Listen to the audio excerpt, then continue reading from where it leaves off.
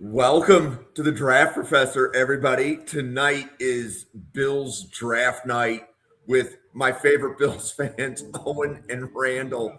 Uh, Owen, it's good to see you. How you doing on this fine Tuesday evening? Great. I'm curious to hear your guys' response to this, but how much of that Super Bowl did you guys watch? I watched the whole thing. I watched all of it, but I did not listen. So my niece goes to Miami of Ohio. She came over for the Super Bowl, so her and I were like chit-chatting during the whole thing. So I actually feel really rude to my girlfriend and my kids because they couldn't hear a Chris Collinsworth either. But I may have Well, actually there you done go. a favor. That's a win.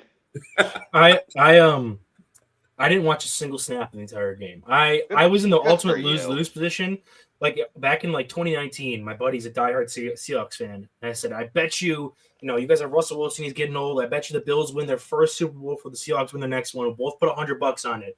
And then 7 years later, I'm hoping for eventually one Bills Seahawks Super Bowl, so we can put like $200 in like singles on a table and like have a winner take all Super Bowl.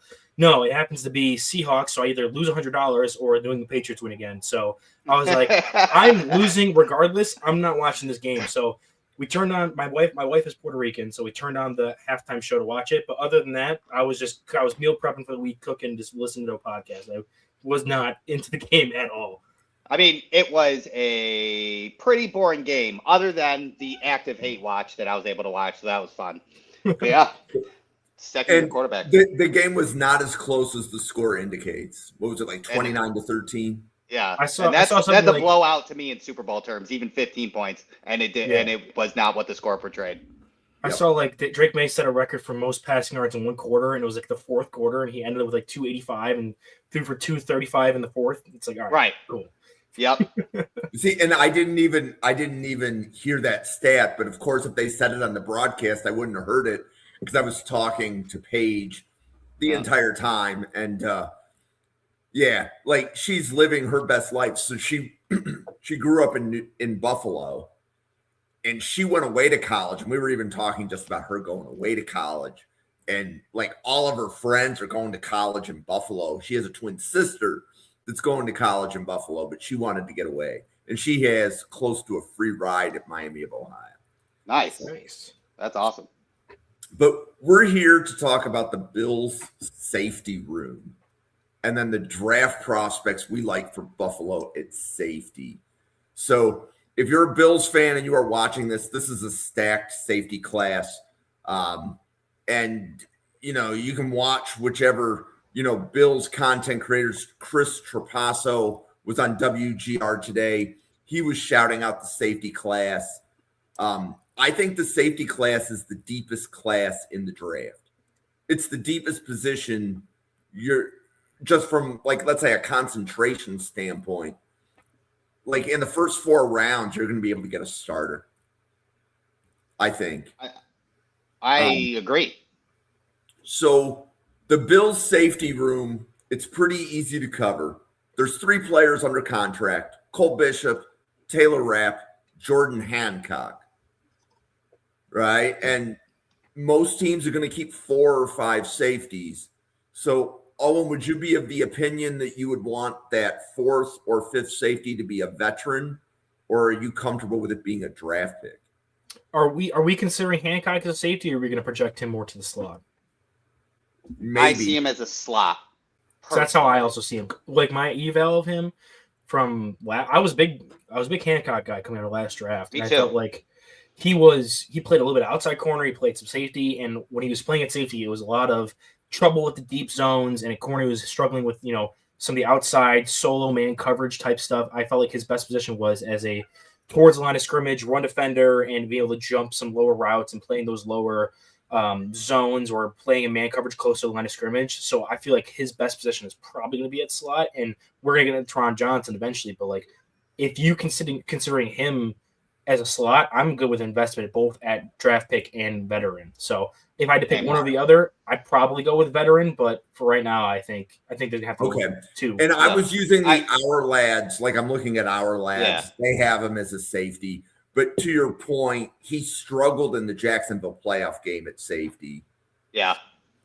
He turned his back on a couple ones. Yeah, I mean, I think he ended up playing more safety because of Rapp and Hamlin when it came down to it. Losing both of those guys over basically in the summer kind of forced him to go in that safety position because he was so versatile. But yeah, nickel's the way to go. I mean, his athleticism showed at the combine, and that's why he was kind of like a mid day 3 darling. So that athleticism should be used in the box the way he hits.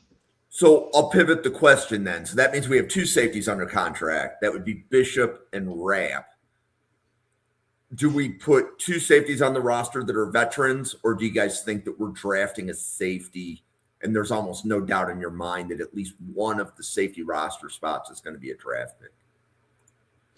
So I think they definitely have to go a draft pick there. I don't know how high you're going to invest it. My favorite idea for this upcoming offseason, I know it's not an original one, but TJ Locke from Denver is going to be a free agent, and he was, according to our lads, they're a strong safety backup. But reading a ton of stuff from Denver's side of the media, they're all really high on him, and he came in and stepped in as their starting free safety when they got hit with injuries in the backfield. So he's a versatile piece in that defense that Jim Leonard's coming from.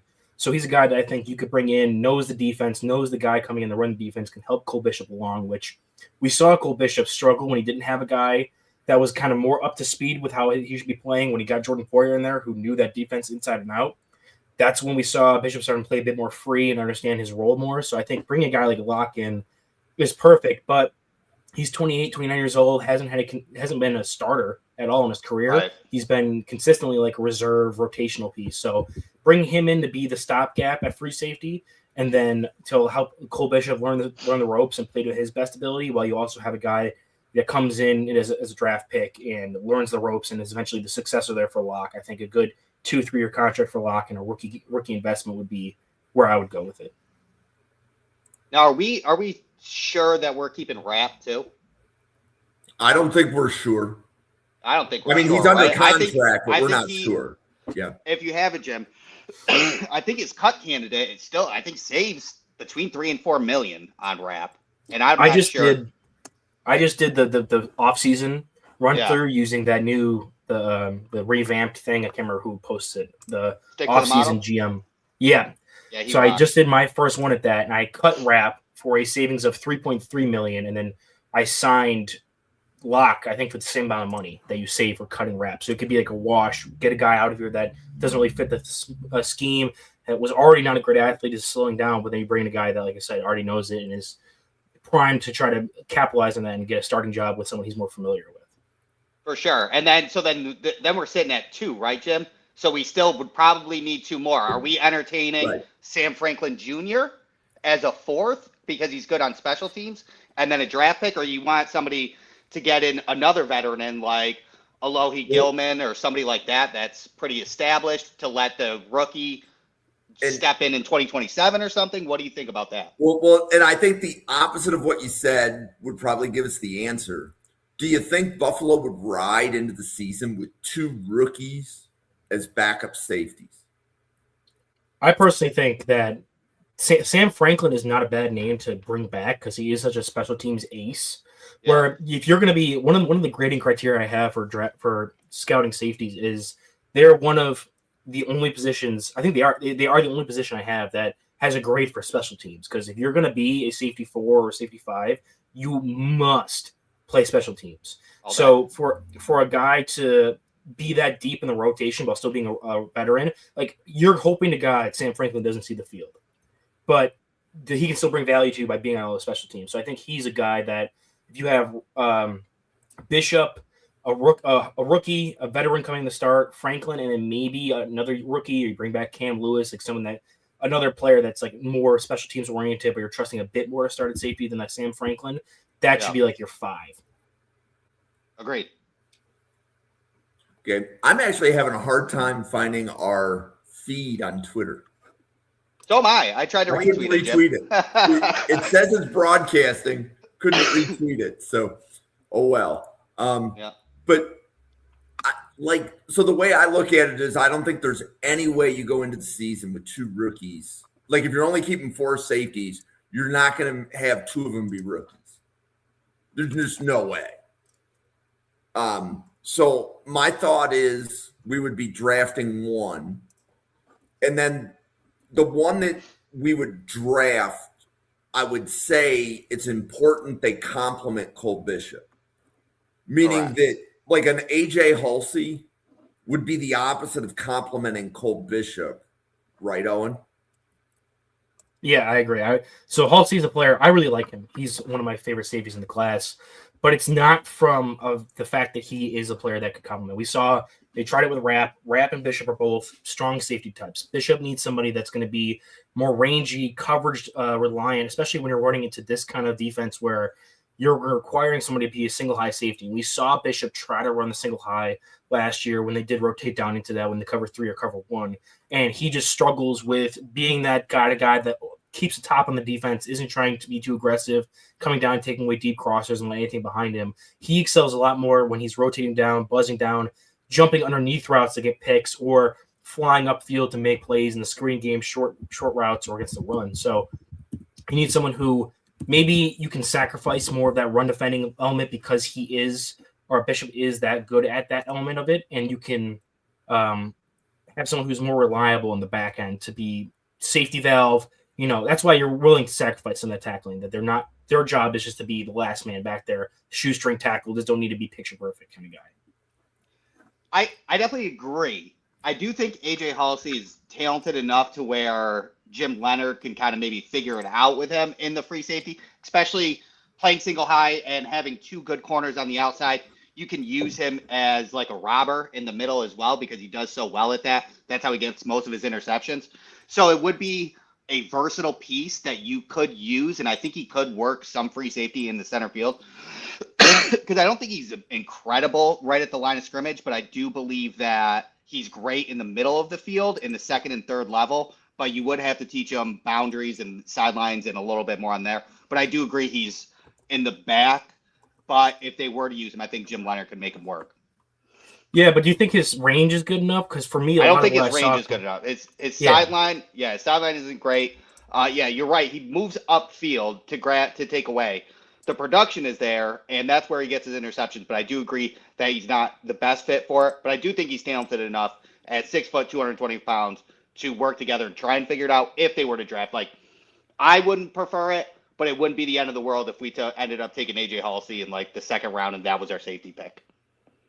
Yeah, especially if you think Bishop. If in this idea that we're bringing a veteran to be the free safety starter, and then you're having whoever you draft be like rotational guy. If you go in 3 safeties, if that is Halsey, you're then maybe looking for Bishop to take the step back into being the free safety role because I do think he has much better range than a guy like Halsey does. He's just physically lighter and can move faster. Yep. There was I don't know if it was a top 50 or a top 100 list posted today. But when I saw Anthony Russo's response to it, he was saying that AJ Halsey wasn't on it. And I know Anthony is the highest I've seen on Halsey, and he cheers when the Jets can draft Halsey at 33. How high are you guys on Halsey? Like, would we have to take him round 2, or do you think he would be there round 3 or 4? He's my safety 6, and he is a late round 2 for me. He's my safety 8 with a solidly a 3rd round grade for me. Okay. So let's flip the conversation and be positive from the standpoint of what safeties do we think would complement Bishop? And I'm assuming there's a Dylan Thieneman conversation, there's a Genesis Smith conversation, a Jalen Husky conversation. Randall, where do you go with that? Sure, I'll jump into my guy because I know we're going to talk a lot about free safety, so I'll just get this one out of the way. Excuse me. But I'm a huge Bud Clark guy. From TCU, I think he is a fantastic free safety. He's a sideline-to-sideline guy. He was in the 2020 class. I do think that coming into the NFL with experience and longevity, because I don't really take age into account for safeties because they can play for so long. So being in college for so long really got a good head on his shoulders.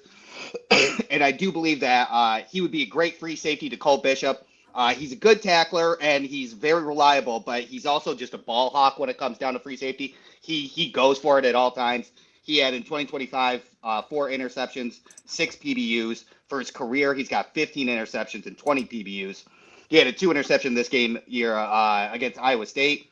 He's got good zone IQ and good play recognition when playing in the zone, covers the sideline well, intermediate zones like a cornerback, can cover multiple layers at once and multiple guys on sail concepts and things along those lines. Physical at the line of scrimmage, takes blocks on well, has a long stride and has great length in his size for those PBUs. He's had a lot of red zone PBUs, which I love. I think he's an ideal, smart free safety that would be perfect for Buffalo. Yeah, I mean, I'm not that high on Bud Clark. He's also in that same range as AJ Halsell for me with that grade. He's actually my safety. I say that he's my safety 5, but still with a 3rd round grade. I have like a big cluster of safeties where I have 1 first round grade with Downs, then 2 seconds, and then right now I have after that 6 or 7 third round grades at safety right now. With Clark being a bit higher, I do think he exhibits a lot better at ball skills, like you were talking about. It's natural in coverage. He is an older prospect just because he's been around for a bit. And I don't think he's like this elite athlete per se. I do think he has some good athleticism. I think it struggles a bit more when it comes to man coverage. Like Randall was saying, he's really good in zones and going sideline to sideline and taking the ball away. So I'd be fine with him doing that. I just think maybe if you wanted to rotate into some more different looks, he'd be a player that would be a bit of a struggle to find as more of a versatile piece. But if you have a very linear, structured, like not going to be rotating out pieces a ton, he's just your free safety. That I'd be fine with that pick. Definitely. So, Owen, are your 2 second round grades Dylan Thieneman and Emmanuel McNeil-Warren? No, McNeil Warren is a 3rd round grade as well. So who is the other 2nd round grade? Jim, I'm surprised you didn't get the guess off the first rip. Well, I'm thinking it's Husky, Mr. Husky, but I'm going to let you present your case. So that's the 0-2 pitch there. Okay. Yeah. You know I'm a big Michael Taft guy, Jim. I okay. did not know that. Thank you. I love me some Michael Taft. He's my other 2nd round pick grade just because smart defender, but another guy that's I think more physically limited, so you're going to have to either be a split safety or in that strong safety mold with Bishop. If he was in the class and we were still at the McDermott defense, you could maybe talk me into it. But at the same time, I do still think he's more of a redundant player. My next highest player after that, I guess I'm not the highest on McNeil Warren. I've seen a lot of people talk about him like high seconds, even like late 1st round picks. Correct. I saw a Buffalo Bills mock that had him going to us at 26, and I have him as he's right above AJ Halsey as my safety 7. So he's a player that I'm a big fan of. We talked about him in the summer because I did that an episode covering the entire MAC and all the draft prospects. Somehow I missed the edge rusher out of Western Michigan that's been getting a ton of hype. Yeah. But of all the other guys I've covered, I think McNeil Warren was the next best player or was the best player coming out of that conference. So I had to cover him. And I love him when it comes to, athleticism, being able to be rangy, more of that free safety type. And a lot of his game I'm higher on now than I was coming into the season. I felt like there was a lot of stuff I still needed to see be proven, especially coming from the MAC. I know that's a thing that I kind of push back a bit more, but even then, there are times when you can see like, okay, the athleticism element, is that going to hold up when you get to higher level competition? And luckily Toledo's schedule is usually a bit heavier with Kentucky and Washington State this year. Mm-hmm. So I do think he flies around well. I think his athleticism does hold up when you get to that higher level. I do think he is really stiff when it comes to like man coverage. And if you're asking to be like a more rotational movement piece in your defense, kind of like what we talked about with Bud Clark, he's not going to be the best when it comes to those man coverage looks. And you're going to exclusively have to have him as like a deep coverage guy. But I do think he's overall a really good player. I just wonder more again still about some of the versatility stuff and functional athleticism on top of his range. But he does have good ball skills. He's a good zone coverage player. There's a lot of elements of safeties that I grade that I think he kind of lacks in some things, but if he has a specific spot he lands in, I do like it a lot. He's just not a transcendent player for me to go in 1st round type guy. Randall, do you think Emmanuel McNeil-Warren is a good scheme fit to play opposite Cole Bishop? Yeah, I am pretty high. I have an early 2nd on Emmanuel McNeil-Warren, so I'm in that boat. But he's a player where, I mean, it's a little redundant with him because Emmanuel McNeil-Warren can really get work in the box, in my opinion. I think he's great at defending and run. I think he's a very good tackler, takes good angles, can come down as a safety blitz, go straight line, takes the great angle, and hits him as hard as he can. I think he's got some good violence to him. But I do think that he can play in the center field. And I think he is a little stiff, but I think his athleticism and I think his hips are pretty fluid and has good footwork as playing center field. So I do think that his athleticism does translate, and he's one of those plug and play people that now you just have two very good safeties together, and then you make it work as a team sort of thing. So he would take that free safety role while Cole Bishop can still be himself, but you can now just kind of be super versatile with both of them. He's one of those players that, like I said, he's a bit stiff. It's more so in the man coverage aspect where if you're trying to flip and turn and phase, I do think he has good hips in the open field. He's just another guy where I question, is his range truly like solo high field, sideline free safety? I think he's a great free safety if you're like a split zone type defense. It'd be more so. There's very few, and this is kind of why guys, Trayvon Moore went so high when he came out, because there's a lot of draft classes where only a handful of guys have that full free safety single high range in the class, and they get bumped up just because of the scarcity at that position. So we haven't talked about Dylan Thieneman yet. Owen, I'm assuming that is your other second round grade. Yeah, so he's my number 2 overall prospect at safety. I felt like his role at Oregon was a bit off because they played that 3 safety look a ton where he was kind of the middle field, but he would be in the more of a lower alignment, and then the 2 outside zones would be a bit deeper. Like they were kind of running like an inverted. I'm forgetting the coverage name of it, where like an inverted Tampa 2 with the 3rd safety in the center as opposed to the linebacker dropping deep. So he's a weird one for me because he played a ton of middle field. And there were times where they had him as a single high, but they'd also have him buzz down more than he normally did and wasn't as deep. So I felt like his best plays came when he was moving more towards the line of scrimmage as opposed to backpedaling and covering more space. Strong tackler. I do think he has some good ball skills. He definitely could elevate and make plays. So he's a player that if you have a deep, desperate need at safety in the first round, you can go with him. And I won't really argue with it. But when it comes to fitting him into this defense, I feel like he'd be a lot more natural in the Cole Bishop role that we have right now than the free safety. So while I think he's a plus talent, he'd fit in that if I made my tier list like I have been previous weeks, he'd be in that plus talent, but I question the fit type. And there'd be a lot of players in that role or in that tier right now, just because there's so many players that are like at the top of this class, especially that I'm like, okay, they're either, they split safeties, but they're free safeties, but they're split safeties, or they fit better in that strong safety mold for me. Yeah, I agree with you on Thieneman when it comes down to it. He's just another player where it's just like his talent is so high up that if nobody else is available and you're going BPA, Thieneman, I'm not going to be mad if Buffalo drafts him, but I do agree. Yes, I wanted to go with if nobody else was available. So who would need to be off the board for you, Randall, in round 2 for you to say, yes, you're on board with Thieneman? Like, so here would be an example. Like if Omar Cooper Jr. is there or Thieneman, it's got to be Cooper, right? Regardless of what we did in round 1. I'm nervous about Omar Cooper Jr.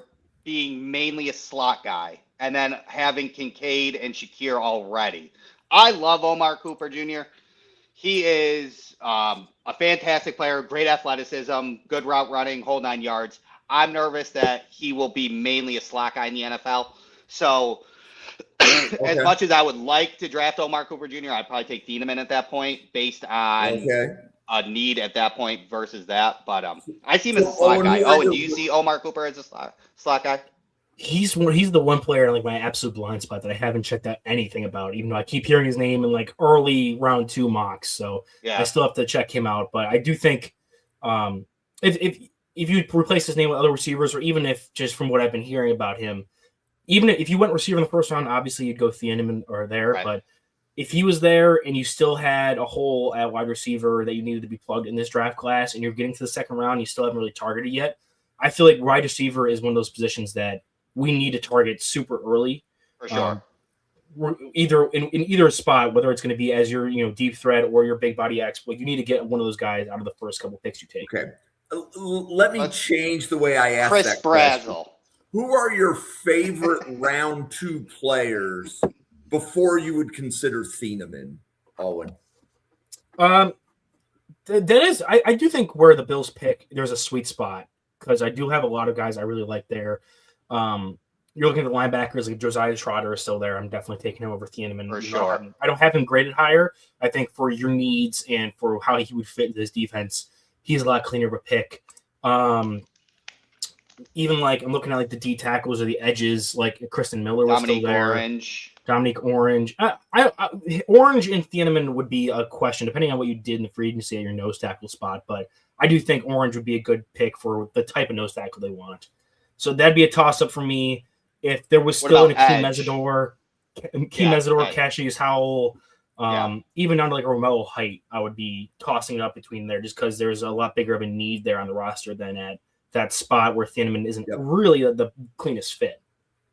And so, Owen, you're kind of getting to where my brain was, is that I think based upon positional need and the value of the draft class, that there would have to be a whole bunch of defensive tackles and edges that would have to be off the board for Thieneman to be the guy. Randall, how about you? Who are your favorite round 2 picks that you would have ahead of Thieneman? Yeah, I would have a good amount because I do agree. I do agree at that point that in positional needs and what Buffalo needs, somebody like Thieneman in the second should definitely be in the back burner and then picking up a safety in third. So, I mean, yeah, Akeem Mesidor was a good call. I'm high on Michael Kamara, so I'd be happy with Michael Kamara in the second. Zion Young would be good. Dominique Orange I would take for sure in the second before that. Let's see. Wide receiver wise in the second, I would entertain Ted Hurst, Antonio Williams. I know a lot of people are higher. Chris Bell, obviously, but I'm a little bit lower on Chris Bell. Among others, Chris Bell in the second. In the wide receiver department. Then that's probably it at the moment, but those are some pretty heavy. And then linebackers, as you said, Owen, were well done. Josiah Trotter all day. Among Are you guys round 2 on goal day or round 3 on goal day? Round 3 for me. Let me double check. I have to remember. I am round 3. Okay. Okay. So we've spent some time on Dylan Thieneman and what would his value be, but both of you agree scheme fit for Buffalo, but whether or not safety is the right position to go round 2, we still have a lot of the round 3-4 safeties to talk about. Yeah. So Randall, where are you on Jalen Husky for Maryland? He is my safety, I believe 7. Let me double check. He is my safety 7. My safety 7. AJ Halsey's my 6. Michael Taff is my 8. I'm a big fan of Jalen Husky. I think he's a great free safety. 64%, 4 interceptions, 1 PBU. Top-notch footwork, good back pedal. Got fluid hips when he's out in center field.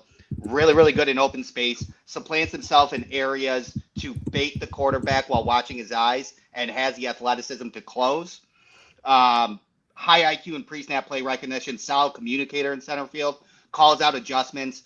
He made a real heads-up play in Washington where he identified an outnumbered screen, switched from split safety to single high, sent that safety down, and then it ended up in a tackle for loss. Really love seeing stuff like that out of him. Solid tackler, reliable in the second-level tackling to limit explosive plays. He will use his shoulder or undercut to tackle, but does get it done right now at a 10% missed tackle rate for 2025. My knock for him is covering the slot or intermediate is very average. Physicality does become a mismatch, so he's just really a free safety in there. But I'm a fan of Jalen Husky. Yeah, I think he's one of those free safeties that I do think has the range to play single high. I know we talked about it with like Emmanuel McNeil-Warren, where I wasn't the biggest fan of his sideline range. He's more of a split field safety. I think Husky is a player. I'm really high on him. He's my safety number 6, one spot ahead of McNeil-Warren, just because he's a guy that can do that rare skill that you are looking for. And like I talked about it a bit on Sunday morning when we did the podcast with Jack Brentnall, where I usually grab a point from one of the skill sets that I think of lower or like is the least important and add it to the most important one, which I usually for safeties pull it off the special teams because it's kind of, whatever. But and you put it onto range, especially for when you're grading them for trying to be a starting safety. And so he's able to get more points in that range category than Emmanuel Warren can just by a bit, which edges him out there. I do think they're pretty closely graded for me. But his experience as a corner with the ball skills and being able to play that center field and impact the game from it while not being a good tackler. Whereas Emmanuel Warren, I think, is less of a splash playmaker with his ball skills. I do think he still does that. And he struggles a tiny bit with McNeil Warren, with carrying the deep routes there, especially at the seams. I do think that Husky is able to have more of that range and command over the back end of the defense and be the last line of defense. So if you're looking for a guy to play that single high, I'm a big fan of Huskies, especially for the role that the Bills are looking for, even though, you're trading in a bit more of the tackling and run defense from that single high for more playmaking and ball skills. So I'm more comfortable with that from your free safety, especially with having Bishop as that extra hat in the run game for you to kind of make up for the other guy.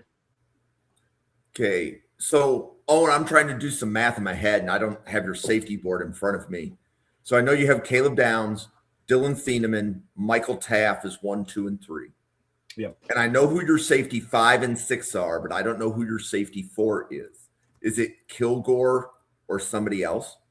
It's Genesis Smith from Arizona. Okay. And then, Randall, where do you have Genesis Smith? I have Genesis Smith as my safety 9, right after Michael Taft. Is that still a third-round grade? Still a third-round grade, yes. Wow. Okay, and that just goes to show the depth of this safety class. Yeah, I love Genesis Smith, and I know, Owen, you can talk about him. Sell me on drafting a safety that has a 20% missed tackle rate. Yeah, so kind of tying in what we said previously, where if he's going to play the safety in your defense, especially for the Bills defense, he's going to be 15 to 20 yards off the ball. If you're relying on him to make a high abundance of tackles, then you've done something wrong with your run defense in that game where the guy who's 20 yards off the ball is making your most tackles. So I do think that, yes, having that high of a missed tackle rate is rough. And you can see on tape where he comes in, doesn't break down, tackles really high. He's more of the kind of knockout type hit guy where he'll have some big hit sticks on his film, but he's very inconsistent with the shooting hips and then being good tackle form. He's more of a drag and drop you tackler if you just try to do a traditional tackle attempt.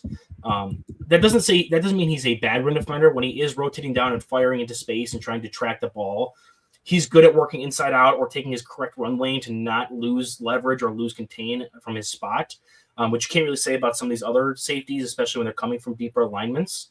So I do think he's a good fundamental mental run defender, but when it comes to the specific tackling and finishing plays, he's going to struggle there. So I think that makes me forgive it a bit more because he is in place to make tackles. Now he misses 1 in 5 of them, which is rough. But like I said, you're hoping that he only has a couple of times in the run game where he's going to have to make those plays. But overall, he's this big lurking safety who has a ton of length and a ton of speed to cover sideline to sideline, is a guy that can take away down the field and has a nose for the football and is able to make plays and be fundamentally sound with his mental processing. So while the reason why he's not, a higher second round grade, he's still a third round grade for me.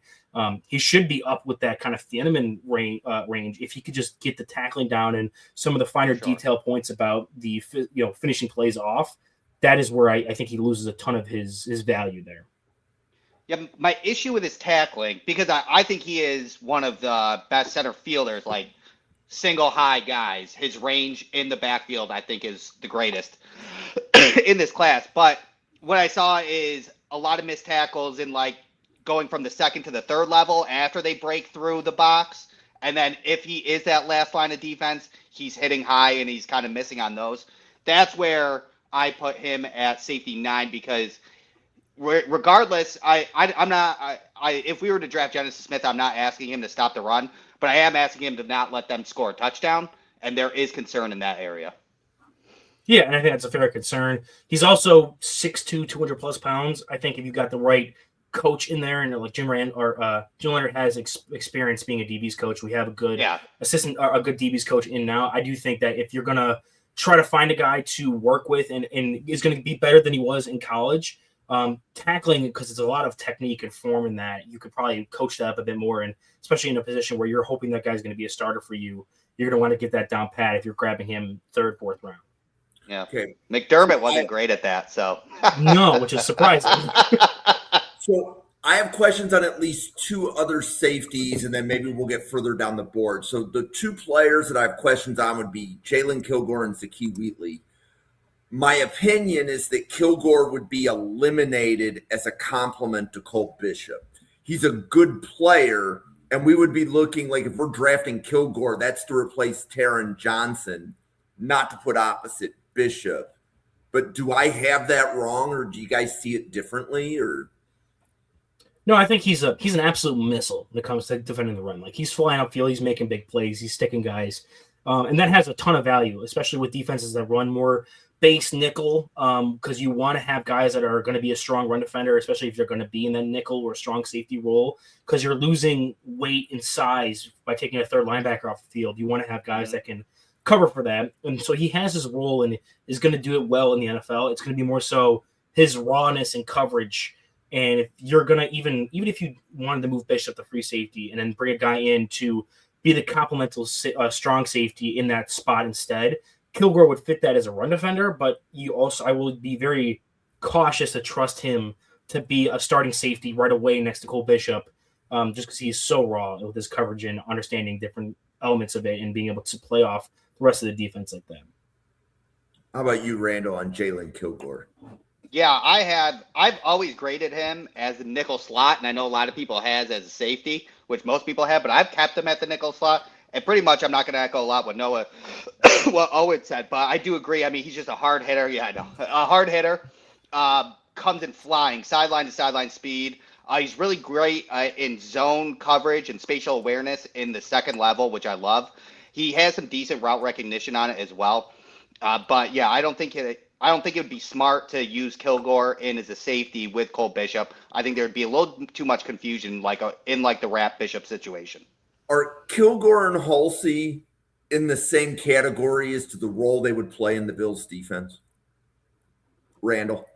I think Halsey could be more out in free safety, but it would have to be split like in the middle in the cover three, or Leonard would have to kind of teach him through. But I think Halsey could learn more into the free safety role than Kilgore could. But yes, same boat. And any additional points to add there?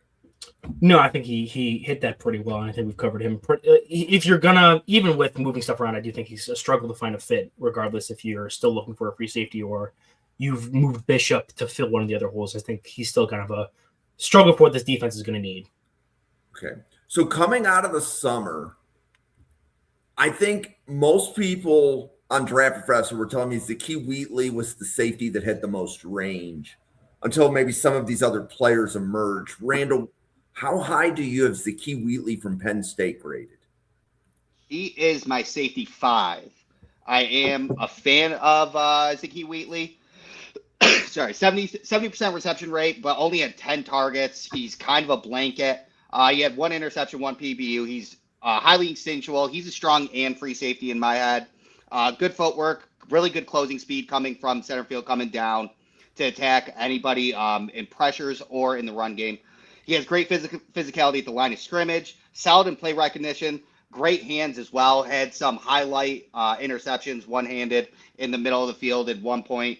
I think he identifies weak side well, commits to blow-up plays. He absorbs contact well in coverage to not lose leverage in man. And as a free safety, he plays pretty conservative. Ooh, and then we just lost Randall and Zakee Wheatley. Oh, and where are you and Zakee Wheatley right now?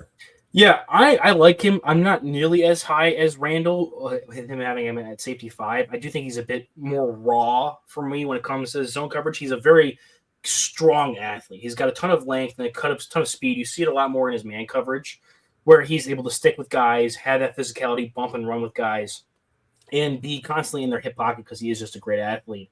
I do think he can be a center fielder, but some of the stuff that you're kind of worried about when it comes to taking good leverages and not allowing things to get behind him because he wants to be more aggressive and make the plays, you'd want him to be a bit more balanced back there. So I do think he's a player that can range over the top and do what you want. It's going to be more so when you throw a lot more on his plate when it comes to rotating coverages or ask him to be kind of the quarterback of the defense from the third level and kind of communicate a lot more. I do think that's where you see a bit of a hesitation, which in the Bills situation where you're going to maybe draft him and expect him to have a limited amount of snaps coming in because you already have maybe a veteran and a Cole Bishop already established, you could have him come in and take that redshirt year or be like a limited snap kind of guy, and that'd be a good investment there. If you're willing to invest a higher, because he's going to go high because of his physical traits.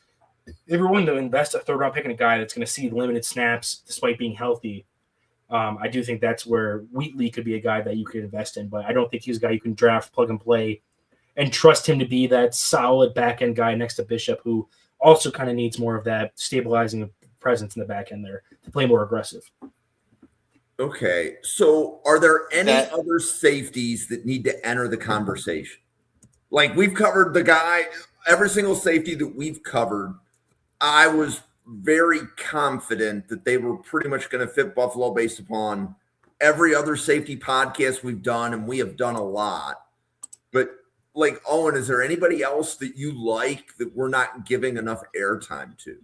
I'll name somebody who is my last possible third round grade I have with safeties. I have a lot of them. He is Bishop Fitzgerald from USC. That was my guy.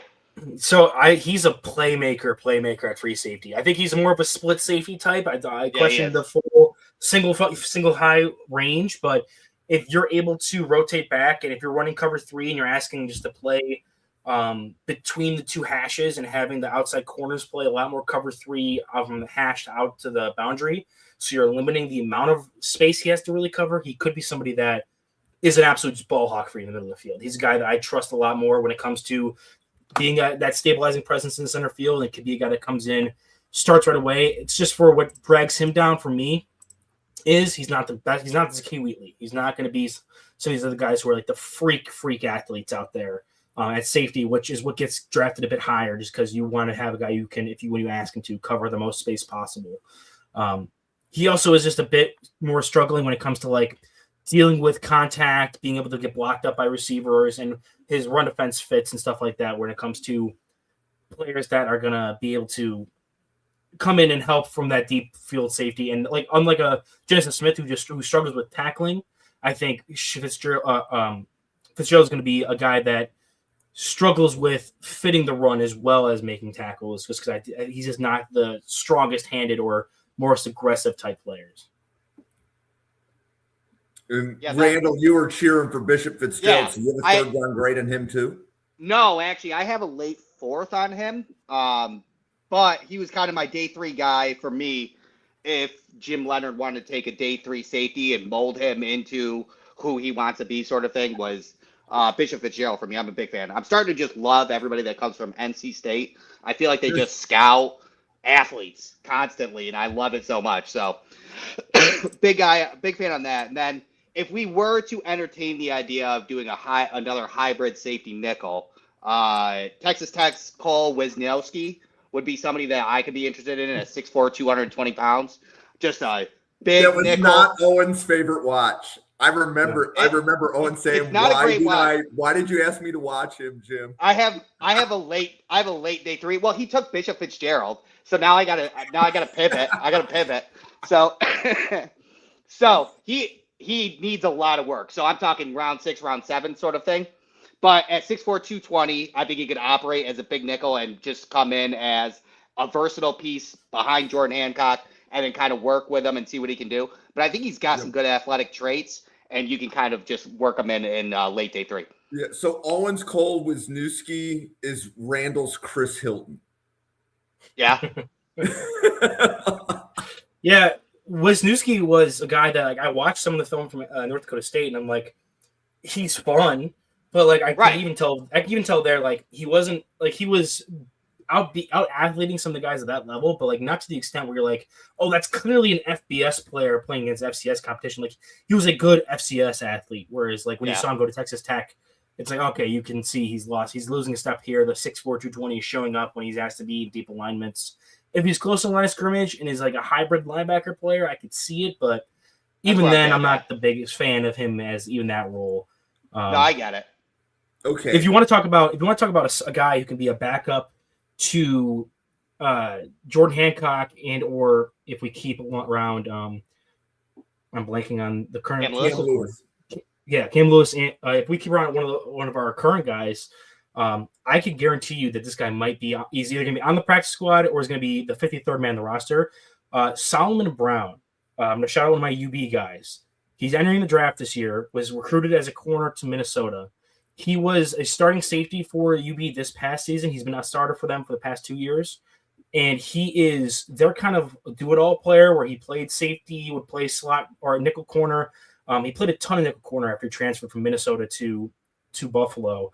And he's just a guy, he's 5'11", just a hair short of 200 pounds.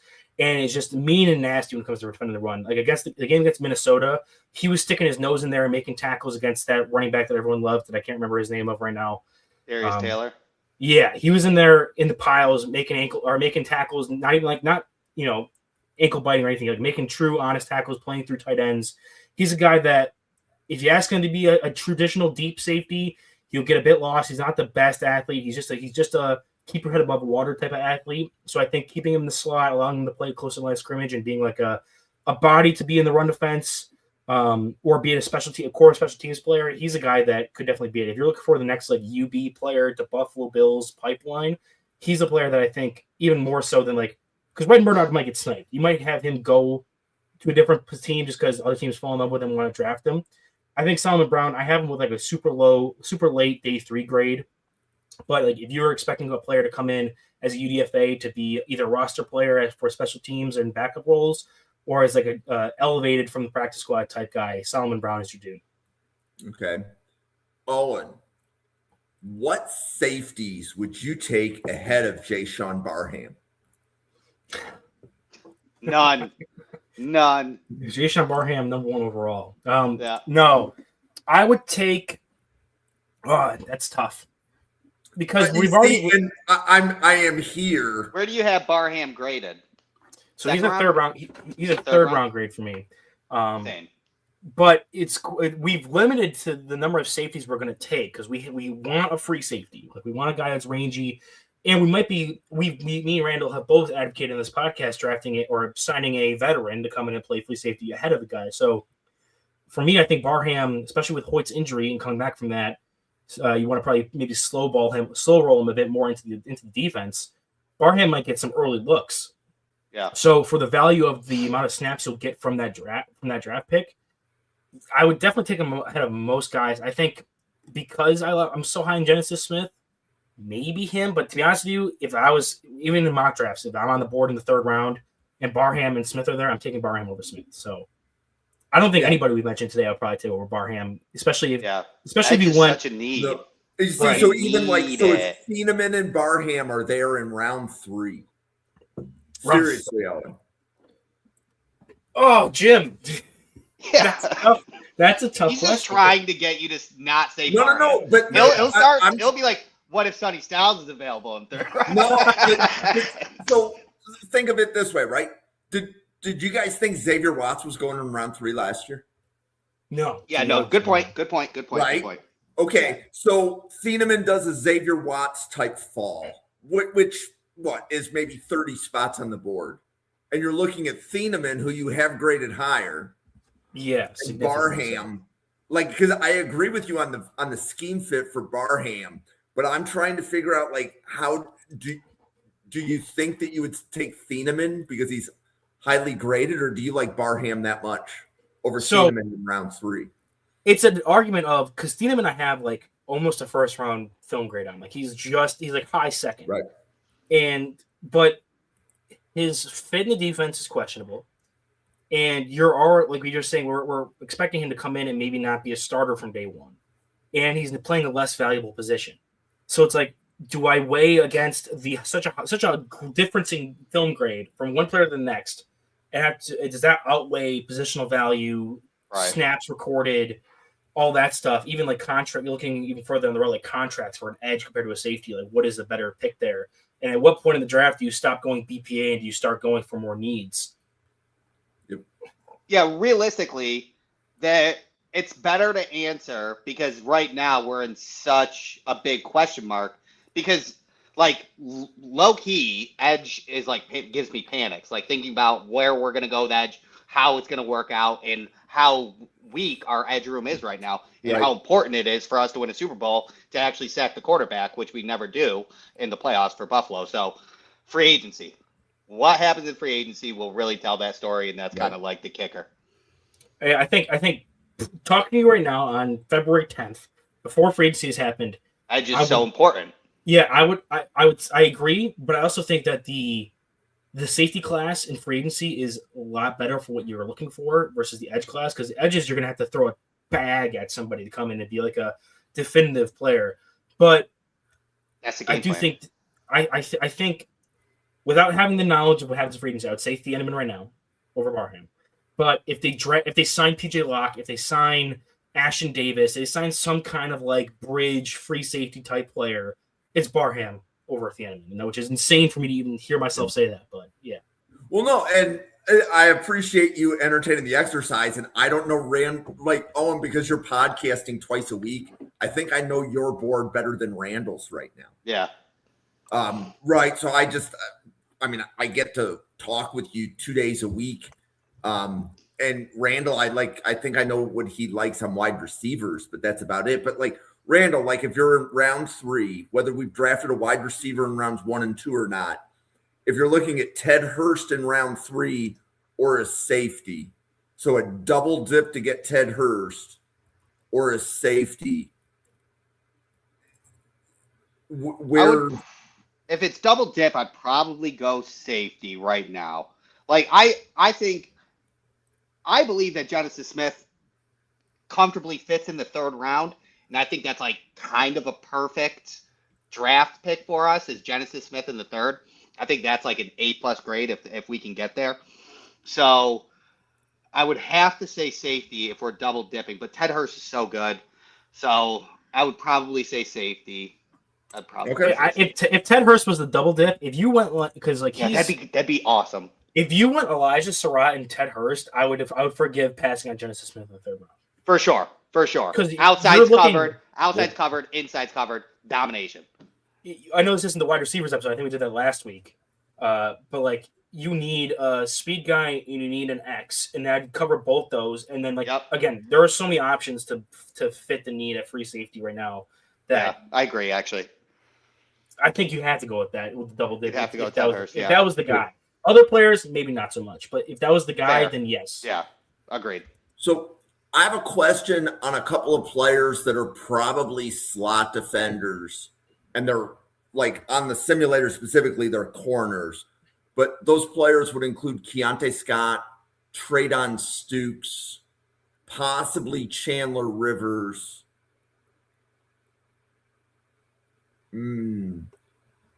And I'm just trying to remember corners that might switch to safety, which is actually similar to the question that Anthony asked here. So, like Treydon Stukes, have both of you guys graded him yet? I have I haven't not yet. traded on Stukes. Okay. And I don't think So- Keontae Scott would go to safety. Is that a discussion? I think he's a good nickel. Some Or a people have slot. him as a safety over As a safety? over a nickel. He's a good enough athlete to make the transition. I just think he's such a splash play, like Right. big play type nickel player. Why would In you the want box. to move him off of nickel?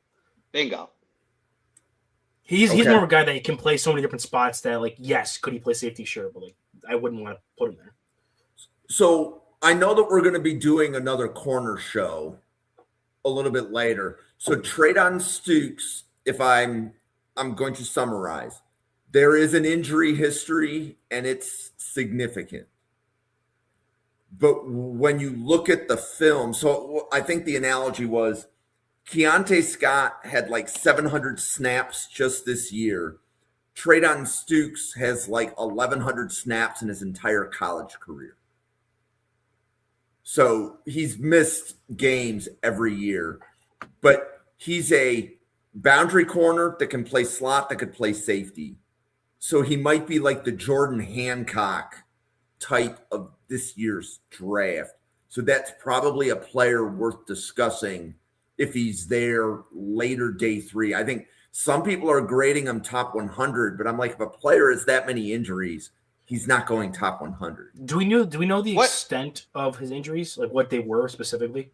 The only thing I saw was, right now that I'm looking, is a season-ending knee injury in 2024, the beginning of 2024, that left him out the rest of the year. I don't see anything else significant in injury. Hank was calling it out on last night's podcast. Let me see. Because there's a difference. Definitely a knee. I mean, I assume an ACL in 2024 that left him out, but I mean, that's a lot of NFL players in general. I mean, we can't knock somebody off on one ACL, in my opinion. Yeah, if it was multiple of the injury in the same region or same area, then yeah, like it's also the conversation around like Jordan Tyson, where like he has a bunch of injuries, sure, but like there was a knee and then there was a collarbone, which are totally unrelated, and then there was a hamstring, which again is unrelated to the other two. So it's like, is it something that's recurring, or do you just have some really bad luck? No, Stooks has 2674 snaps total. It looks like, but this 2025 is his 6th year. Because he got an eligibility from 2024. So he redshirted in 2020. He had significant snaps, 487 then plus from 21 to 2023. Okay. Tore his ACL in or knee injury in 2024, and then played. Looks like he was out the first 2 weeks, maybe because of his injury in 2025, and he came back this year in week 3 and played through the season. So I don't see that as much of an injury history to me. Okay. So, Randall, I have a question for you, because we were talking about the importance of positional value and stuff for this defense, and how edge is legitimately terrifying. And it's one of the most important positions on the roster, which is why we had the whole Barham conversation. With the current defense we're transitioning to, do you think free safety is raised up in importance in this defense specifically, where it's a higher value position now? Because in the past, we've had dual safeties. You can kind of disguise that guy because you run a lot of cover 4 or cover 2. You don't really have, if that guy's bad, it's hard to even really mess that up because you're got so much help in the backfield. If you're the single high and you're the last on defense and you're constantly getting beat deep, that's something that's really invaluable for your defense. So are we maybe undervaluing how important free safety is to this defense? I don't think that, I'm not going to speak for you, Owen, but I've definitely raised the importance of free safety for sure, especially when you even look at the Broncos' defensive scheme and then what he did in Wisconsin. Obviously, they want their corners to be able to run man and then with single high a lot. So I raise the importance of it, but I've also factored in how deep the class is to not make it as a forced pick in the top 64, but understand that if you have Jim Leonard being a DB guy and you have somebody in the 3rd and 4th round, and as you said, Owen, you get somebody like PJ Locke, then you can complete the room without having to use such high draft capital. Well, and to build on that, Randall, the math that I was doing in my head, if you think about the safeties that we talked about, if one of them is there round 4, I would be happy. So, I mean, if we just look at the different guys that we talked about, if we go rounds 1 through 3 addressing other needs, and safety is the round 4 pick, take the best available safety in round 4, because to your point, Owen, we're probably going to address it in free agency. So whoever we draft doesn't need to start week 1. He's there to be a depth spot, and maybe he grows into a starter if there's an injury or something. But yeah. I would be comfortable taking a Bud Clark, a Jalen Husky, a Bishop Fitzgerald. We didn't even talk about Kamari Ramsey on this show, right? But I'm guessing you guys must have him graded as a slot as opposed to a safety. Yeah. I think Ramsey's very similar to Cole Bishop. Okay. So I mean, even just looking at like the free agency market right now, just looking at how many guys can fit that role. Just scrolling through it. I mean, I'm not going for super high value, but guys like Jimmy Ward on his age 35 season, his spot track is predicting a 1.5. Kevin Byard, he'd be a 7.5. I probably wouldn't go with him, but like even some players. So PJ Locke for 3.5. I don't know why he's not on here, but I thought Justin Simmons was a free agent this year. Who was? Justin Simmons, is he not? Did he get re-signed? Ooh, I thought he was too. Because I'm pretty sure he signed a 1-year contract last year with Atlanta, Yeah. and he has some ties back to that Broncos defense. I'm sure it was before Leonard was there, but like even like Ashton Davis. Just trying to look at some of the other like free safety players I know on here on this list. Where was the one from Indy? Nick Cross from Indianapolis. They have him at like, a $6 million. Nick Cross safety. would be a good one. Yeah, but he's a bit pricier. So like Sure. if you're looking for like a Band-Aid or like a guy that's going to hold over, like we already talked about some of the players that we'd really like to be that free safety type player. Yeah. Darnell Savage potentially could be a free safety for you. Could he? I remember liking him out of Maryland. I didn't like him. I didn't like first super round. athlete. I didn't first round like him, but like Yeah. so that was a bit surprising. I think if you had him on board for a full offseason as opposed to bringing him in, asking to the play against Denver was atrocious. I'm getting mad just thinking about it. Like if you're a half field safety, why are you drifting over to the other half of the field For real. so early into the play? Even if you're new to a scheme, you shouldn't do that. But regardless, if you had him onboarded from the offseason and you're asking to be a traditional single high free safety and you're looking for someone to just compete for a starting job, you can do worse. You can do worse than a super athlete who has experience in that system like Darnell Savage. Fair. okay. Do you guys want to take a few minutes, do a Bills mock draft, and close out the podcast? Sure. Okay. Where is Justin Simmons? Is he not a free agent? He is. I looked at his contract. He is a free agent. But did they switch his position on whatever site you're looking at? No, it On says Spotrac? it says Spotrac says safety. Because he had a 1 year in Atlanta, and now he's a free agent.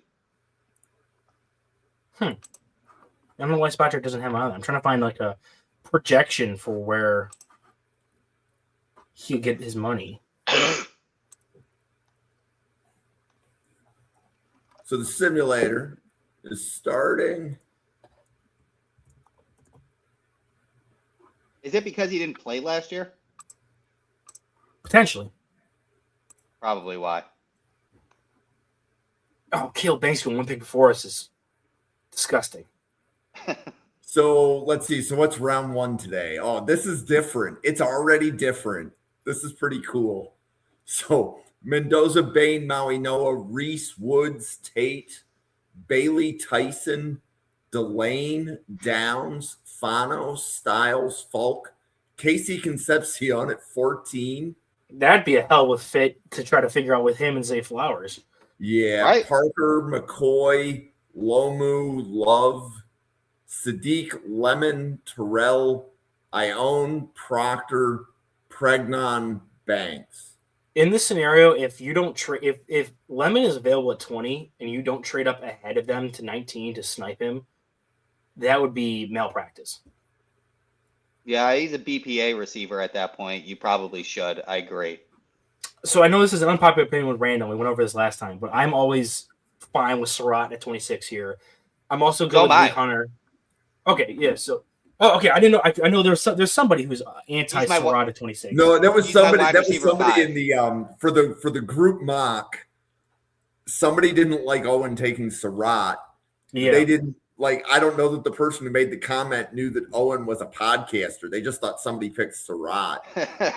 What draws you to Surratt is what draws you to Surratt at 26, Randall?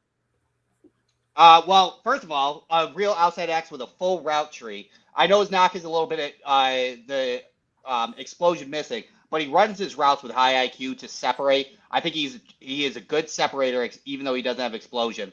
And then even down the marker, like his attributes are great route running, high IQ, great in zone, and then he's just as good as at his contested catches and back shoulder throws. And that's something that year one, Keon Coleman tried to connect with Keon Coleman and Josh Allen to get that back shoulder going, and it just never worked. And Josh Allen needs that back shoulder as a safe haven. Elijah Surratt brings that with the accompanying of a full route tree on an outside X. He is a dog. He's my wide receiver 5. Yeah, so I have him as 5 or 4 or 5, I think. I think he's wide receiver 5 for me as well. And that was what kind of drew me to him as well, was that, like, even with Denzel Boston, who I have graded slightly higher than him, he's a player that, like, he has an elite trait with that back shoulder throw. And that when you had Allen and Diggs at their best, it didn't matter what the play was. If Allen was like, cool, we have 1-1 coverage, and I don't really know what the hell they're going to come out in right now, but I know they got 1-1 man with Diggs on the outside, I'm throwing back shoulder him. The play that always comes to mind was that week 1 game against the Rams where 3rd and 7, got to have it. You're down after half or going into the half. Got to have it. First down, back shoulder to Diggs. Perfect chemistry. Like, get that first down, keep moving. That's what I think Surratt could bring to you. Now, does that outweigh him than Lee Hunter at this spot? I think it does for me, but I'm curious to hear what your opinion is of him versus Lee Hunter. And this is where we differ, Owen, is it would be tough for me to pick between Caden McDonald and Elijah Surratt, but I would pick Elijah Surratt over Lee Hunter. Lee Hunter's not much further down, but I do have Caden McDonald above Lee Hunter. But that being said, I do like a lot of the nose tackles in this class in general. So nose tackle does not, like Caden McDonald does not need to be the first rounder pick. So I would be okay with Elijah Surratt in that scenario. Why don't we do Surratt and talk about round 4 nose tackles or safeties? That sounds a good foil to what we talked about right today. Yeah. Okay, so Surratt, round 1. I love it. I'm sure that pick would get crucified by like the national media because the whole conversation is the Bills don't have speed on the receiver room, but like get Brandon Cooks. Go get Brandon Cooks and so Josiah Trotter. I'm assuming round 2 we're looking at linebacker or edge, or is there a bigger board that you want to see? Like safeties, it's Smith, Husky, Taff, Wheatley, Clark, Fitzgerald. When are the edges available? Because Trotter is jumping out early. Yeah. I think you got to go Trotter. I think you got to go Trotter. And there's a reason he's at the top of the board. I know, Jim. I was listening into, I forget which podcast I was listening to with you guys, and you were questioning. Maybe it was that mock draft because I think I grabbed Murdoch in the 3rd, and you were questioning how he would get on the field as much with Andreessen as middle linebacker. I feel like if you have Andreessen is love my guys that are from Buffalo and that I've worked with personally, but Andreessen is a player that physically limited. Like he's going to excel a lot better in this defense for sure. But he's going to be a guy that is going to put a ceiling on your defense at that position. If you get an injury, he's probably primary guy first in at middle linebacker. With Terrell Bernard, he's going to be the primary guy to step in there. But you can have a Josiah Trotter who puts linemen on their ass, right? And you want guys to be coming downhill in your defense. That's where you're looking for. And he's only 20, like He's that tone setter in the middle of the field. Yep. Okay. Surratt Trotter. I think I've done this mock before. This is an easy one. We can't not do it. So, Owen, who would have to be here for Barham to not be your go-to pick here? Is this here? Genesis Smith and Barham? They're right next to each other? You highlighted McClellan. I'm a big McClellan guy, but I don't think I'd pick him over Barham. No doubt. I would definitely pick Barham over McClellan. Genesis Smith gives me slight pause. We had that whole argument, but I think we named so many guys just a second ago that are going to be in free agency. We've already taken Trotter, so Murdoch isn't swaying me. Now, if you had Murdoch and Trotter next to each other as middle linebackers, I would gladly move Terrell Bernard to make that happen. I can't see a player right now with the positions of need we have is plus value because we've already taken receiver and we've already taken linebacker, that would sway me off of taking Barham here. If this is how the draft played out, go ahead, Randall. Oh, no. I agree with what you're about to say. But we might as well take Barham at this point because then we get the best of both worlds, Jim, when we talked about a round 4 safety. Yes. If that's how the draft played out and Barham was on the board and Bean didn't take him, I might be in front of One Bills Drive the next morning with the picket fence and the signs. Right. Okay. So I have safeties and defensive tackles highlighted. I would entertain corner, but because this is a safety podcast, we'll ignore corner for a moment, for at least this round. So Wheatley, did you both have a 3rd round grade on? Yes. Yeah. Okay. And then defensive tackles, let's see. So Graves is more of a 4-eye. He wouldn't be. We have a gluttony of 4 eyes right now.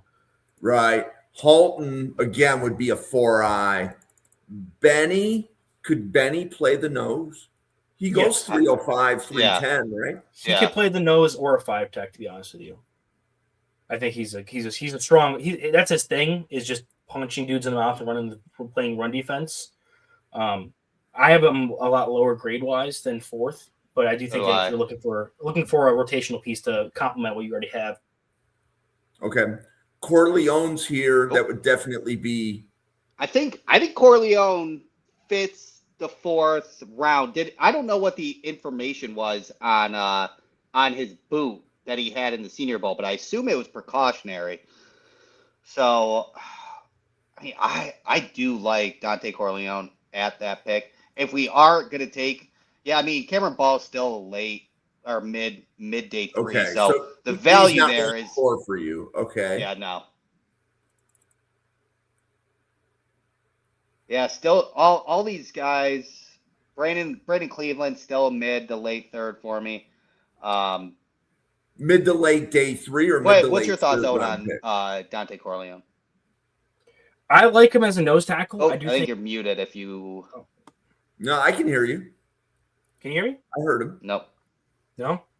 Yeah, I hear you. Weird. For me, Corleone is a nose tackle that if you want to bank on. Can you hear me, Jim? Yes, I can hear both. No, I can't hear anybody now. Oh no. I can't hear anybody. I can't hear the both. He can't hear himself, but I'll be back. All right. Well, I'll filibuster here because Corleone is a player that he's big and can play the nose. And in years past, he's been this kind of disruptive, really strong movement guy. And in years now more recent, he's been more the hold the point of attack, nose tackle, run defender. So he could be a guy that has untapped potential.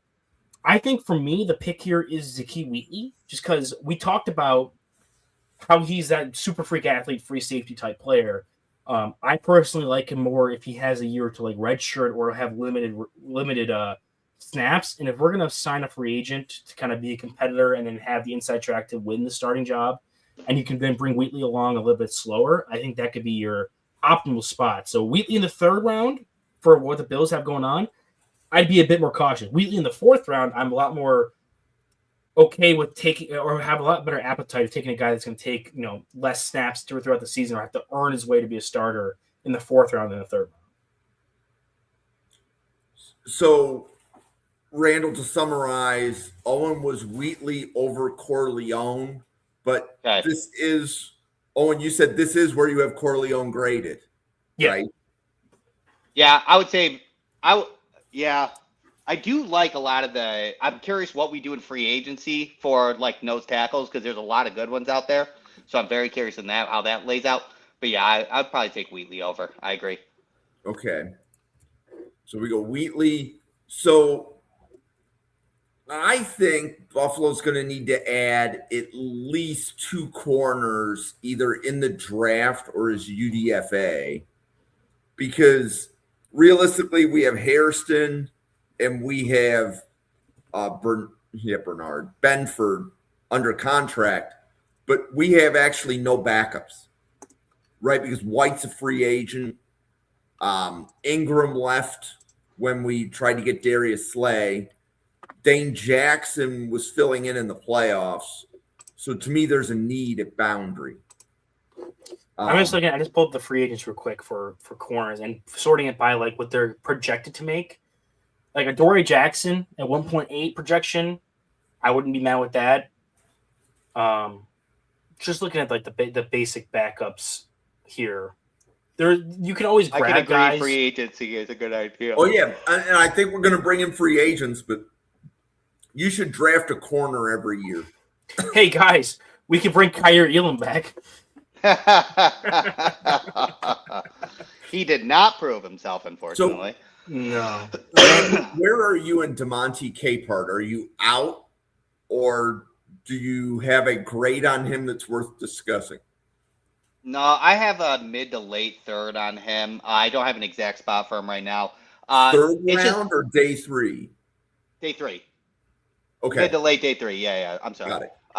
Yeah, I mean, he's just been for the past 2 years, because he was even on the radar last year. He's just super inconsistent in his pad level. And if we're going to use him overall, all on the line of scrimmage, if we're going to use him at the no tackle, he would just be drafted as a backup. I wouldn't mind Capehart at pick. That is pick 166. I wouldn't mind him in the next pick, but I just don't like his inconsistencies overall. Okay. So, who is you like Santana Hopper, Owen? Is he not? Bernard Gooden is the SEC version of Santana Hopper. Oh, I was gonna say I thought he wasn't coming out. I did like Santana Hopper a ton. So Gooden's going to get blown off the ball in the run game, but he has some reps against some very draftable interior offensive linemen where he's like a 260-pound defensive tackle. So for D line that I really like here, obviously I like Cole Brevard. Cole Brevard. I like him. I am a big fan of Capehart. He's been kind of my guy for 2 years now. I'm a bit lower on him. I do think you're right, Randall. If he's here, if it's the next pick, I would take him just because he has no real pass rush upside. Someone else I would shout out because I'm a big fan of him is Bryson Eason. He's probably a lot lower on the list if he. I mean, I doubt he got taken already. At least I thought I saw him. Unless he got taken already, because yeah. I'm a big fan of Bryson Eason as a 5 tech. He's a guy that I know Newt wasn't a big fan of him. I think he had as the lowest graded D lineman going into the Senior Bowl, but I was a big fan because he's not a guy that will play with a ton of anchor against the run, or like attack it well. And he's kind of all over the place when it comes to putting together rush plans or just being a good. He's not a day one type player, obviously, a day one starter, but he's got a ton of athleticism, can jump off the ball, and he's got the size and length to play out in space while still having ability to control linemen. So I do think he's a guy that could be a 5 tech type player, and I have him in that round 4 to 5 range. Same with Brevard. They're like right next to each other. So if you wanted to go one of those guys, that'd be where I would lean with D-line at the moment, just from need and the type of player. But we could also go a different position if you wanted to go corner and then circle back around to Capehart with the next pick. So I do like Damani Jackson. I do too. Round 5, that really that's a steal. That feels like a really good you throw a dart at the wall pick. Yeah, I like Damani Jackson round 5. Me too. Okay. Damani Jackson, welcome to Buffalo. That's a great pick. That would make me feel just as good as when we took Jackson Hawes last year. If we took Damani Jackson the 5th. Same. I was doing backflips when we took Jackson Hawes. The fact that you can get Damani Jackson the 5th would be awesome. He's probably going to run himself in sooner. So 2 7th-round picks here. Defensive tackles available include Albert Regis, Tier West. Oh, wait, that wasn't who we were just talking about. We were talking about Bryson Eason. Yeah. Oh, there you go. Eason, if you want a 5 tech, he's a guy that I think in this spot you can get him as a 5 tech, and he could be a rotational type player. Like he could give you snaps there, especially with how the current roster looks. We're kind of so on who can actually play 5 tech. That'd be a guy that could come in. I don't know if Tyreek Sapp is still there, but he's another guy that I think is kind of low upside, but if you need a rotational 5 tech, he's there.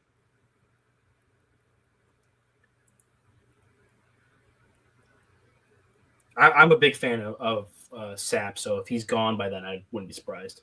So Sapp is not here. Keyron Crawford Isaiah- is. Oh, good. Isaiah Smith. See, so we've already gone Trotter. Trey Moore. Heineke's here. I can Trey get on, Moore is here. So I know Randall. You mentioned earlier you've been falling in love with NC State guys. But if you want to go back to Edge, Jim, a guy I really liked watching. I think he was a Shrine guy. Was Cian Sloan from NC State. He's going to be your 3-4 edge, and plays with his hair on fire. Is not the best athlete. Doesn't give you much as a pass rusher, but like as a run defending, the antithesis of like if you got like a Trey Moore, where he's going to play that off-ball edge, outside linebacker hybrid type player, but play his ass off against the run. I was watching Devon Claiborne before we got on the pod, and against NC State where he had a great game. And Cian Sloan is all over the place with making the tackles against him, and is just a dude who's like a character type guy, gonna play special teams for you. In round 7, this is a guy that if you're looking to get a pick in round 7 that's going to stick on your roster, I think Cian Sloan would be a player that could stick. Either him. I'm also really high on Trey Moore. I know I'm probably alone there, but as a hybrid linebacker edge type player who's experienced playing both, I'm really high on Trey Moore as well. I mean, I have a midday 3 on Trey Moore. I do like Trey Moore as well, especially because he does fit the system. He can fit the system. Yeah, I'm earlier day 3 on Trey Moore. So let's do Trey Moore. But yeah, check out Cian Sloan if you have any, Randall. I will, for sure. He'll be right up your NC State pipeline. That's what I'm saying. And we have another 7th round pick. So it's Cian Sloan against the field. So we've gone wide receiver, linebacker, edge, safety, corner, linebacker again. Do we need to address the nose, or do you think the nose tackle's entirely free agency? I think we're legitimately you bring back Daquan Jones at a reduced rate because he's gonna be 35, coming off of major injuries again. He'll come back at a very discounted rate, and he's your like a few years ago. Daquan Jones is your perfect nose tackle for this defense, but even last year's Daquan Jones is probably gonna be a good at least rotational nose for you. So I think you could bring him back as depth, and then maybe like a Deion Walker can figure it out, or if some of these picks fall differently in the rim. If we do this again, we'd go with the nose, but I think you have options in free agency with how devalued that position is. If you wanted to go 5 tech, I think pretty sure Bryce Neeson would still be there, but I'm between Sloan and Bryce Neeson for me. Randall, any thoughts? No, I mean, I have not graded either of those, so I'll leave that up to Owen. Unless we're definitely not. We know that Tyler Bass is getting competition. I don't know if it's going to be through the draft or through free agency or who we get, but they will run competition. Yep. I don't think I have any kickers loaded into the simulator. Fair. The position's there, but some people take kickers in the first round on this thing, so I just mess with it. I don't load the kickers. Good call. Fair. So, I mean, so can we think about who would be a 5 tech player for us right now? Because we haven't really touched that spot. Is it like Rousseau on run defend downs would be a 5 tech? Deion Walker, maybe? Deion Walker is going to play everywhere, really. That's my... Dwayne Carter? Dwayne Carter would have to be... That doesn't really excite me, to be honest with you. It does not. I would say because we went Trey Moore, I would go Bryce Neeson here. If we went with a nose in the earlier rounds, I probably would have went Cian Sloan. Good. Bryce Neeson, welcome to Buffalo. Let's do it. He'll be a plug and play rotational 5 tech for you. So we took one offensive player. We didn't even look at offensive line. That's funny. There were a couple guys there I would have been fine with offensive line, but I mean, how many guys? We extended all of them. Yeah, how many guys in the current offensive line room were undrafted free agents? Or like late 7th round picks that cut. Vandemark is. Was Alec Anderson on UDFA or was he a cut draft pick from a different team? I don't know. I know Vandemark was a UDFA. UDFA. He was a UDFA. Grable, everyone forgets about because of the concussion. He was a late round pick. I think he's a guy we're forgetting about when it comes to the depth. Yeah, I definitely haven't. Grable rocks. Yeah, he's awesome. But like, what the hell do you have in Travis Clayton, Sandra Van Granger? And I think you have to bring back one of the two interior guys. When I did my mock offseason before this podcast, I chose to bring back Edwards over McGovern. Not only was he cheaper, I just like I like the options to replace center than I do the guards, because I think you have a competition between Anderson and SVPG for the center spot, and then whoever wins out wins out. Anderson was undrafted. So there you go. So like a lot of our guys we have right now that we see as good depth were undrafted players. So even though we didn't commit to drafting a guy here, they've shown in the past that's one of Brandon Beane's like superpowers is grabbing UDFA linemen and bringing them in to develop into good depth. Even Richard Guriage made the roster 1 year, right? He was on the practice squad 1 year, made the roster 1 year. So yeah. I agree. In the past, I don't know if Ryan Groy was a Bean player, but he was a guy that got a lot of attention. Ryan Bates. There's a ton of players that he's able to find in the depth of lines that eventually become like coveted depth pieces. And great. Being all like one of the things that impresses me is that we go into training camp, we have like a first, second, third, and fourth team offensive line. He'll have like 20 or 22 offensive linemen on the 90-player roster. So we're never at a shortage of offensive line. Love it. So Randall, do you want to let everybody know about Do Champions and all the other podcasts that you do? Yes. Obviously, Draft Professor is doing Tuesday. I believe next Friday is my 3-round mock that I get to rock, February 20th, which I'm very excited for. And then my other podcast I do on Mondays at 8 Eastern, 7 Central. It's with Do Champions. It's Buffalo Combat Zone. It's everything that is related to Buffalo Bills podcast content. Tuesdays, I'm here with Draft Professor. Luckily, with Owen, we get to talk ball. And then tomorrow, for Team MBS Media, we are starting NFL Draft Central with Greg Rector and Bill Carroll. We are starting till we podcast for the NFL Draft. We're covering safeties and tight ends tomorrow. So my job is easy and covered because today. Cool. Owen.